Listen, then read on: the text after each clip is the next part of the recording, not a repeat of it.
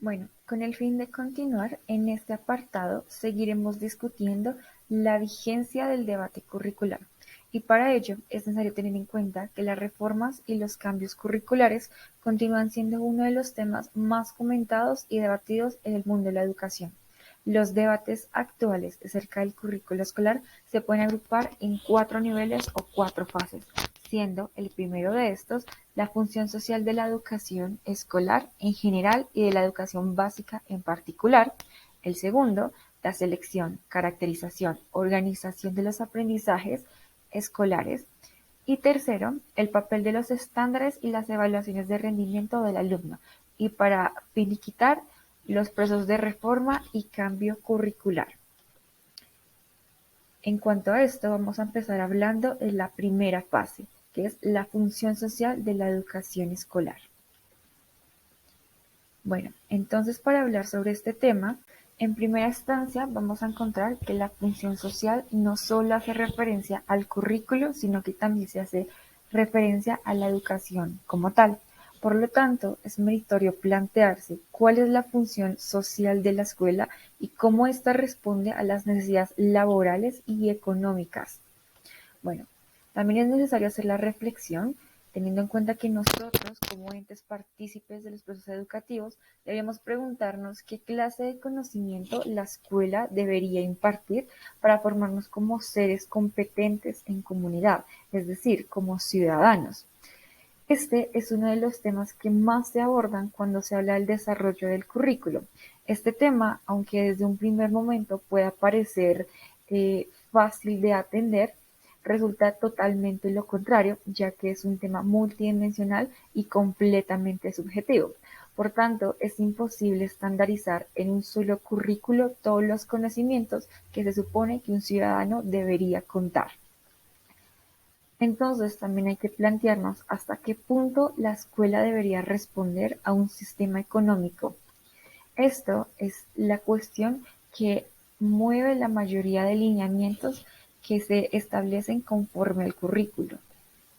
Bueno, continuando, en tanto al segundo nivel nos encontramos con la selección, caracterización y organización de los aprendizajes escolares.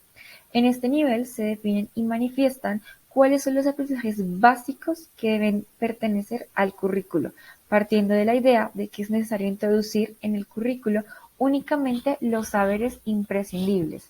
Pero durante este proceso vale la pena preguntarnos cuáles son esos conocimientos básicos e imprescindibles y qué es lo que todo futuro ciudadano debería aprender y por tanto hay que enseñar en todo centro educativo. Estas caracterizaciones, a su vez, resultan problemáticas ya que es difícil definir hasta qué punto un contenido resulta básico deseable o básico imprescindible.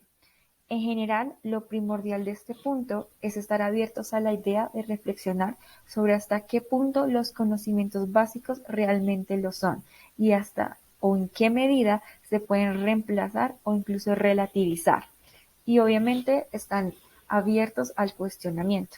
A su vez, cabe aclarar que los conocimientos no son estáticos y por ende pueden perder su calificativo de conocimientos básicos conforme a la educación y a la sociedad avanzan.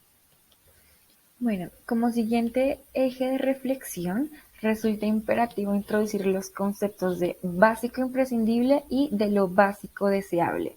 Lo básico imprescindible referencia a los aprendizajes que, en caso de no haberse llevado a cabo al término de la educación básica, condicionan o determinan negativamente el desarrollo personal y social del alumno. Lo básico deseable, por su parte, tiene que ver con los aprendizajes que, aunque contribuyen significativamente al desarrollo personal del alumno, no lo condicionan o lo determinan negativamente en caso de no producirse este conocimiento. Además, son aprendizajes que pueden ser recuperados sin grandes dificultades más allá del término de la educación obligatoria. Es decir, no solo se pueden aprender en el transcurso de la educación, sino que se pueden aprender en otros contextos.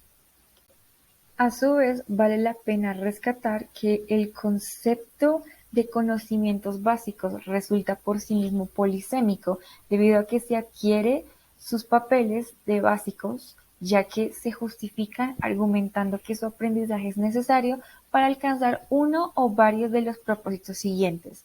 El primero de estos propósitos es hacer posible el pleno ejercicio de la ciudadanía en el marco de la sociedad actual. El segundo es poder construir y desarrollar un proyecto de vida satisfactorio. Como tercer requisito vamos a ver que es necesario asegurar un desarrollo personal, emocional y afectivo. Y como último requisito, vamos a ver que este tiene que ver con la accesibilidad a procesos educativos y formativos. Entonces, básicamente, bajo estas tres justificaciones es como podemos mirar si un conocimiento resulta básico o no.